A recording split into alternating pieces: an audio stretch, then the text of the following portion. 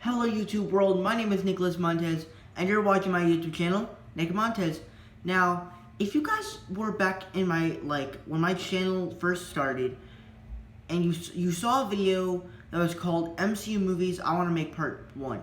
It was basically a video that was talking about the ideas I have for movies.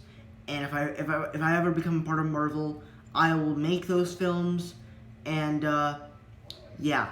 And I'm not sure if anybody wanted a sequel, but I want to do it anyways because I want to share my thoughts with you guys on my thoughts from films.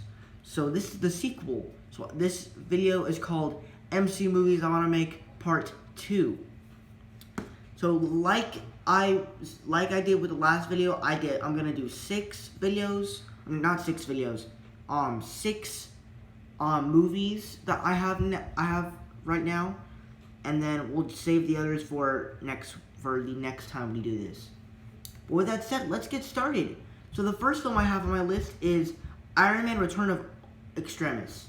Now this movie focuses on Arnold Stark after the events of the Avengers: Return of Earth's Mightiest Heroes, and like Iron Man and Iron Man 3, this film's kind of like a sequel to Iron Man 3, where Arnold Stark, he has like nightmares about the Battle of New York, and he's kind of having trouble following up all of this. Like, he doesn't know whether to be Iron Man. Like, his life is hard right now after the Battle of New York. Like, ever since New York, he's been having these nightmares, and like everything's been hard on him. Like, he's been losing jobs and all that stuff. It's kind of like an Iron Man story mixed with the Iron Man 3 storyline. So, yeah. Along the way, he meets Aldrich Killian, and he doesn't realize until, like, towards the end of the film that he is actually the guy that wants revenge on Tony Stark. So he does whatever he can to stop Aldrich Killian from what he wants to do. So, yeah, that's actually going to be an interesting film. Now, granted, I wasn't the biggest fan of Iron Man 3, but I honestly really did like Iron Man 3, and it was a nice little film. It had problems with, like, the villains and the Mandarin twist. The next film on my list, number 2, is actually going to be Magni: Return of the Dark World. Now, this follows up Magni in his adventures as he leads his Asgardian team to take down the soldiers of, like, that invade Asgard and stuff, and he just doesn't feel like he's in peace. He feels like the great battles that he had was in New York, like other places than just Asgard. He feels like when he battled in New York, it was like right for him. He doesn't feel like when he went back to Asgard, he felt like the battles were just old and not brand new. But now he wants brand new battles. Along the way, he meets some old friends from Thor's past, and he meets Malekith because he is after the Reality Stone, and that's really how the Dark Elves come into play with this. And Malekith has returned, and since the Reality Stone has followed them here to Asgard, Malekith now wants a war to get the Reality Stone. So he has his entire army, including Algrim/Curse. So it's up to Magni to save the entire universe, and from Malekith and his entire Dark Elf army. Now, granted, as Thor: The Dark World is probably my least favorite MCU film, but I think that this film might be better than Thor: The Dark World. Hopefully it is. To you guys, hopefully it is. The next film on my list is Captain America: Return of the Winter Soldier.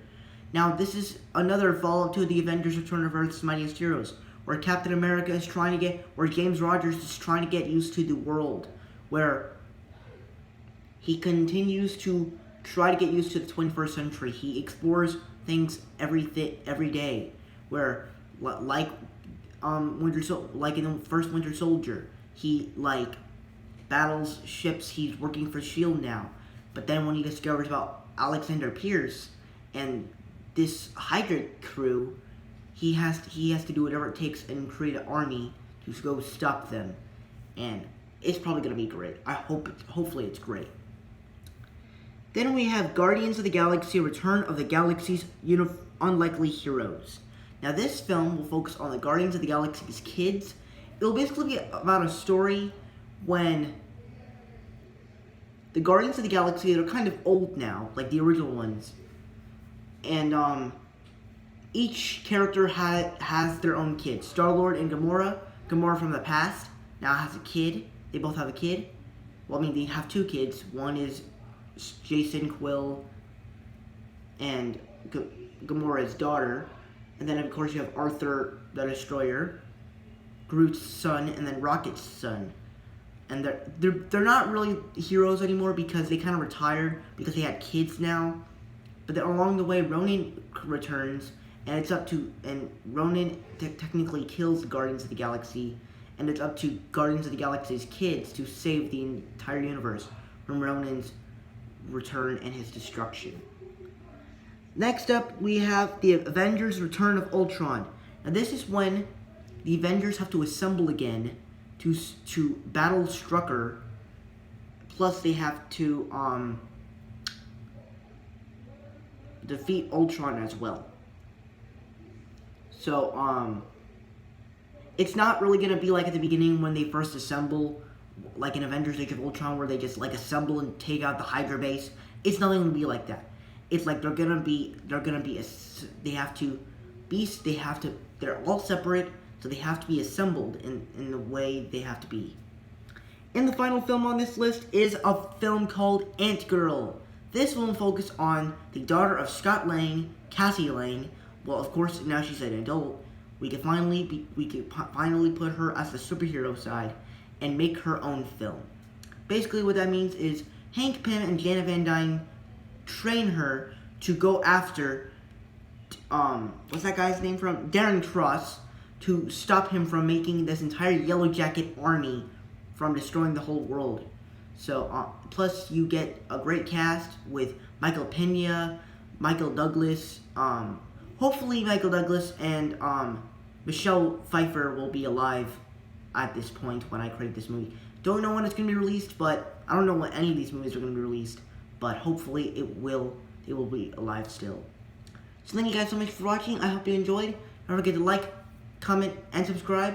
And I'll see you guys later. Bye!